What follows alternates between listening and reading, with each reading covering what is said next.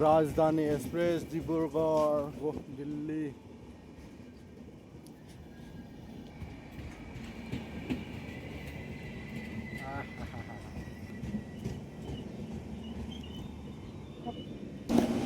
जों दायो उदालगुरिनिफ्राय क'क्राझार थांनो नागिरदों दा जों दा नै उदालगुरियाव दङ बेनिफ्राय जों जारनि होबाय क'क्राझारसिम साउथ इन्डिया इलाय यावसिनबा इलाय दा जोङो उदालगुरिनिफ्राय उदालगुरियाव बेसेबां गाखोदोंमोन जोङो साराय सारिथा ने साराय सारिथायाव गाखोदोंमोन उदालगुरियाव ओमफ्राय दा जोङो रङियाव खैथा सफैखो 5टा 46 सफैबाय आरो जों दा 5टा 46 नै 5टा 46 बेयाव होनदों नै इडली धसा इसोर धसा दियक आमा सोनकाले बनाबा जाबाय आरो इसी टाइम रुके जाए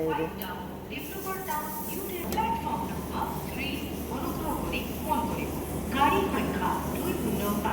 205 নামনি মোয়া ডিব্ৰুগড় টাউন নতুন দিল্লী राजधानी एक्सप्रेस 3 नंबर प्लेटफॉर्म पर से कृपया ध्यान दें गाड़ी संख्या 20505 डिब्रुगढ़ टाउन नई दिल्ली राजधानी एक्सप्रेस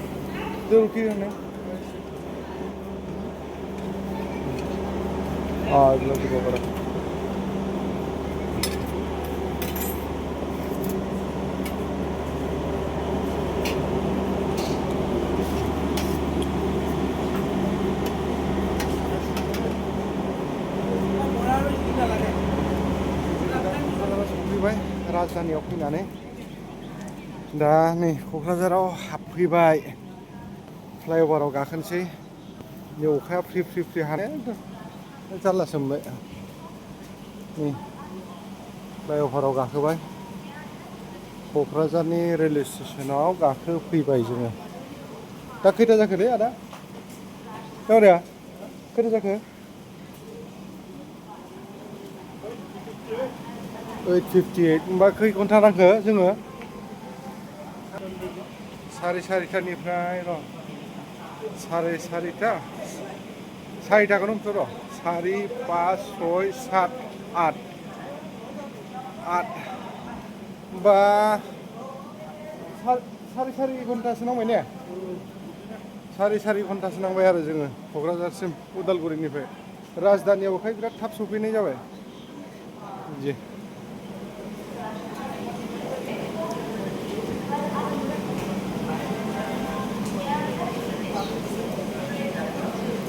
सोर सोरनि बिल्डिंलै बेफोरबा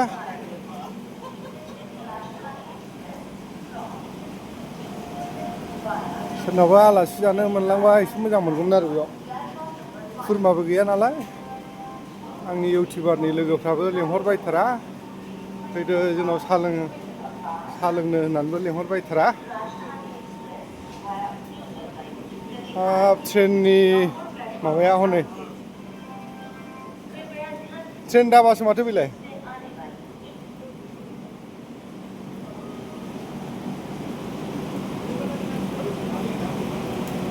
मोजाङानो एसि लायबावसो नै एसि दंलायबावो थांबायलै ट्रेना जों गाखोनो ट्रेना थांमारबाय नै Delhi एक्सप्रेसा राजधानिया Dibrugarh two Delhi new Delhi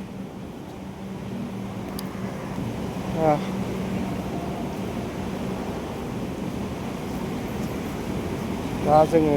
BTC आव थांसिगोन BTC आव जोबखांनानै आरो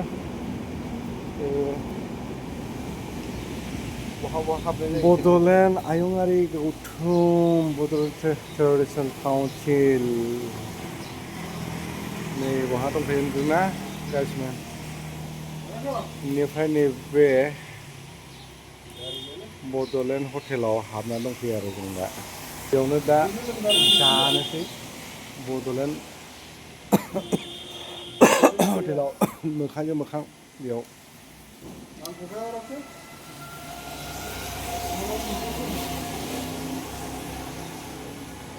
बारस'नो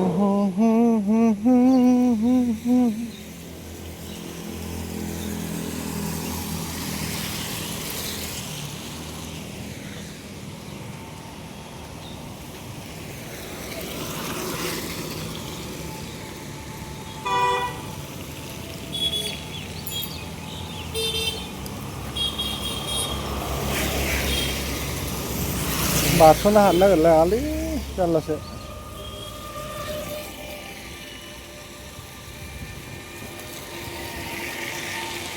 BTC Secretary tuh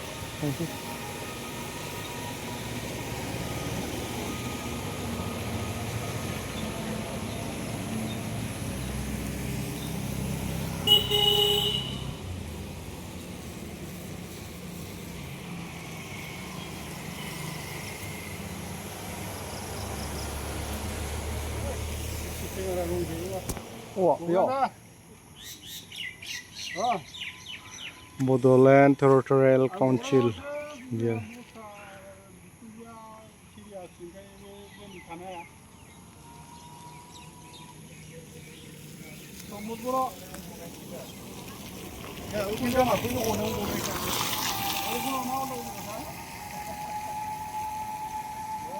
बै A ब्लक नैबे B ब्लक मोननै ब्लकआव खामानि जायो आरो जोंना हानि खामानिफ्रा नैबे बिल्डिंआव जाजोबगोन B ब्लकआव आरो माबाफोर दंबावो खोमा ने माबा माबि